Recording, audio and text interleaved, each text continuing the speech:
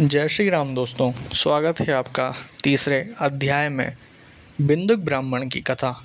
श्री सूत जी बोले, शौनक सुनो, मैं तुम्हारे सामने एक अन्य गोपनीय कथा का वर्णन करूँगा, क्योंकि तुम शिव भक्तों में अग्रगण्य व वेद वेताओं में श्रेष्ठ हो। समुद्र के निकटवर्ती प्रदेश में वाशकल नामक गांव है, जहाँ वैदिक धर्म से विमुख महापापी मनुष्य रहते हैं।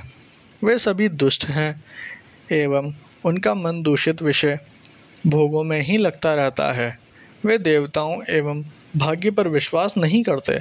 वे सभी कुटिल वृत्ति वाले हैं, किसानी करते हैं और भिन्न प्रकार के अस्त्र शस्त्र रखते हैं। वे व्यभिचारी हैं। वे इस बात से पूर्णतः अनजान हैं कि ज्ञान, वैराग्य तथा सद्धर्म ही मनुष्य के लिए परम पुरुषार्थ है। वे सभी पशु बुद्धि हैं। अन्य समुदाय के लोग भी उन्हीं की तरह बुरे विचार रखने वाले धर्म से विमुख हैं। वे नित्य कुकर्म में लगे रहते हैं एवं सदा विषय भोगों में डूबे रहते हैं। वहाँ की स्त्रियाँ भी बुरे स्वभाव की स्वेच्छाचारिणी, पाप में डूबी, कुटिल सोच वाली और व्यभिचारिणी है। वे सभी सद्व्यवहार तथा सदाचार से सर्वथा शून्य हैं। वहाँ सिर्फ दुष्टों का निवास है। वाशकल नामक गांव में बिंदुक नाम का एक ब्राह्मण रहता था। वह अधर्मी, दुरात्मी एवं महापापी था। उसकी स्त्री बहुत सुंदर थी। उसका नाम चंचुला था। वह सदा उत्तम धर्म का पालन करती थी, परंतु बिंदुकी वेश्यागामी था। इस तरह को कर्म करते हुए बहुत समय व्यतीत हो गया। उसकी स्त्री काम से पीड़ित होने पर भी सर्वधर्म नाश के भय से कलेश सहकर भी काफ़ी समय तक धर्म भ्रष्ट नहीं हुई, परंतु आगे चलकर वह भी अपने दुराचारी पति के आचरण से प्रभावित होकर दुराचारिणी और अपने धर्म से विमुख हो गई। इस तरह दुराचार में डूबे हुए उन पति पत्नियों का बहुत सा समय व्यर्थ बीत गया।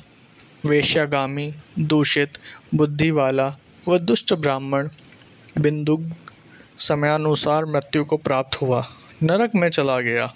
बहुत दिनों तक नरक के दुखों को भोगकर वह मूढ़ बुद्धि पापी विंध्य पर्वत पर भयंकर पिशाच हुआ।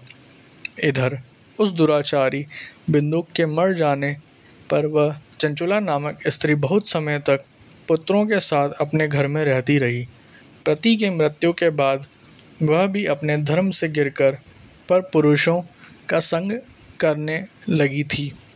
सतियाँ विपत्ति में भी अपने धर्म का पालन करना नहीं छोड़ती। यह तो तप है। तप कठिन तो होता है, लेकिन इसका फल मीठा होता है। विषयी इस सत्य को नहीं जानता, इसलिए वह विषयों के विष फल का स्वाद लेते हुए भोग करता है। एक दिन देवयोग से किसी पुण्य पर्व के आने पर वह अपने भाई बंधुओं के साथ गोकर्ण क्षेत्र में गई।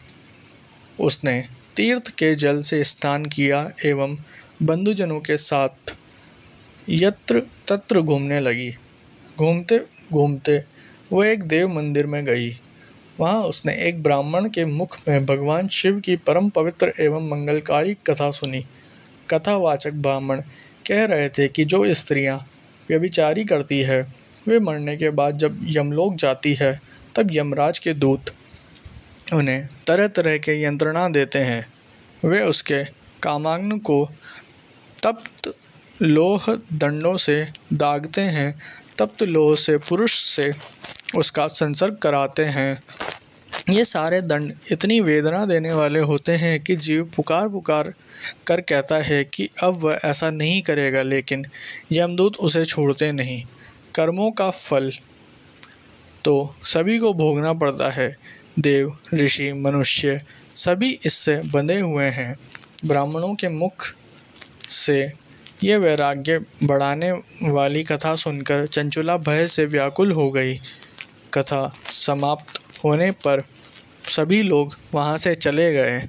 तब कथा बाँचने वाले ब्राह्मण देवता से चंचुला ने कहा, हे ब्राह्मण, धर्म को न जानने के कारण मेरे द्वारा बहुत बड़ा दुराचार हुआ है। स्वामी, मेरे ऊपर कृपा कर मेरा उद्धार कीजिए। आपके प्रवचन को सुनकर मुझे इस संसार से वैराग्य हो गया है। मुझ मूढ़ चित्त वाली पापिनी को धिक्कार है। मैं निंदा के योग्य हूँ। मैं बुरे विषयों में फंसकर अपने धर्म से विमुख हो गई थी। कौन मुझ जैसी कुमार्ग में मन लगाने वाली पापिनी का साथ देगा?